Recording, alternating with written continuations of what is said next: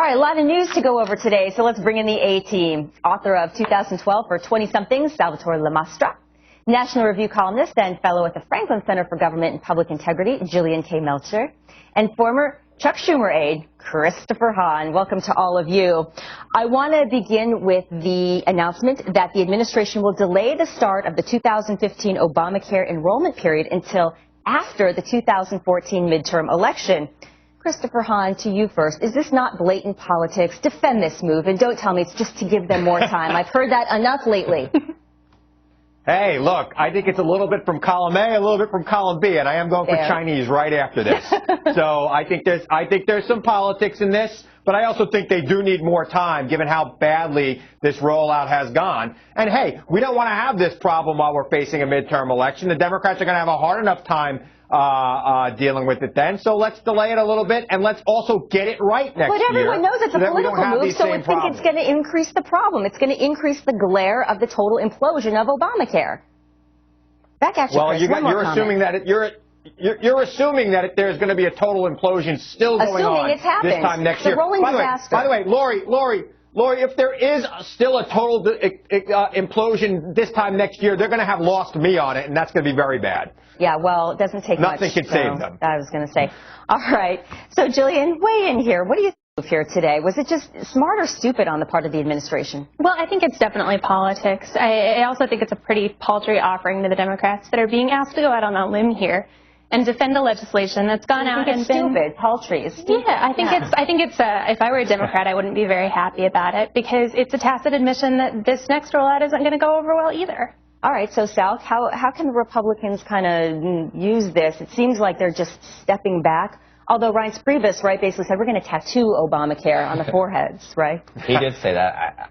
I really don't think there's any way running around it. I mean, you can delay it if you want. People know it's a mess. They're going to know it's a mess a year from now. Whatever you do, it's going to be bad for Democrats, and there's no way around that. You're assuming it's going to be a mess a year from now. I don't make that assumption. I think it's going to be fixed by then. So, Chris, new Kaiser Health poll showing 33% of Americans, only 33% of Americans have a favorable view of Obamacare now. You have deadlines on healthcare.gov. You have the Speaker of the House trying to sign up, taking him 4 hours. I mean, forget the PR. I mean, the fundamentals of this program are just not coming together. Delays, exceptions. I mean, it's an absolute mess. Later in the show, we're going to talk to a couple of guys who basically in their basement figured out a way to put together a website to run healthcare.gov. In a second. The best websites, Lori, the best websites are developed in guys' basements, so I don't want to hear anything about those guys. So why didn't the government contract those people? Why did they spend so much money? I don't know.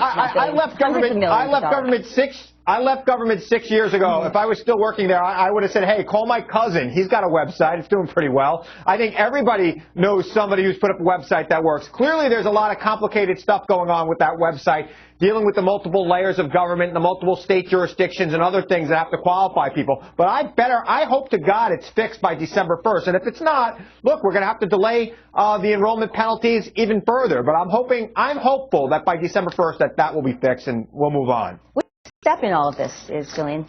Boy, the next step, I'm not sure. I did want to note that it was actually billions of dollars spent on the website. I kind of thought like 400 or 500 million. Yeah, it's great. All the different contractors. It really adds up. But I think it may be time for the American public to realize that if the government can't even be trusted to carry out the implementation of a website, maybe it has no business messing in the most complicated.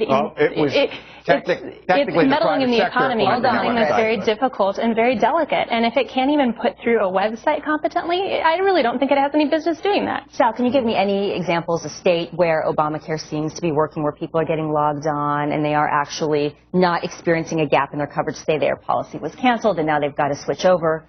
Has it been effective? Nope. I don't have one. Kentucky, the state ones, Kentucky has shown they've done okay. They've done well with actually young enrollees, which is surprising. But federally, I don't think any of them are working, and no one's going to argue that they are. And I mean, like you said earlier, someone in your basement can make a thing. Every unemployed actor in L.A. has a working website. Obama had 3 years to make a working website, and the idea that it's going to be working in a year from now when they already had 3 is ridiculous. And like you said, talking about the billions of dollars spent on the website, it's going to cost twice as much to even fix the website, analysis are saying. All right, I got to run, but I will give you a quick last word, Chris. Look, I think that I think that a year from now, we're not going to be talking about the website. We're going to be talking about how Americans now can get health insurance that's affordable and that covers them for real, unlike these garbage plans that they're losing right now and everybody's complaining about. I'm excited about it. Delusions of grandeur, but I love you anyway. Chris Hahn. I love you too, Lori. All right. Thank you, Sal Lamostra and Jullian Kay Melchoir. All right, you too can join the discussion. All you got to do is LouDobbs.com and follow the links to the show's Facebook page and Twitter account. That is LouDobbs.com. And up next,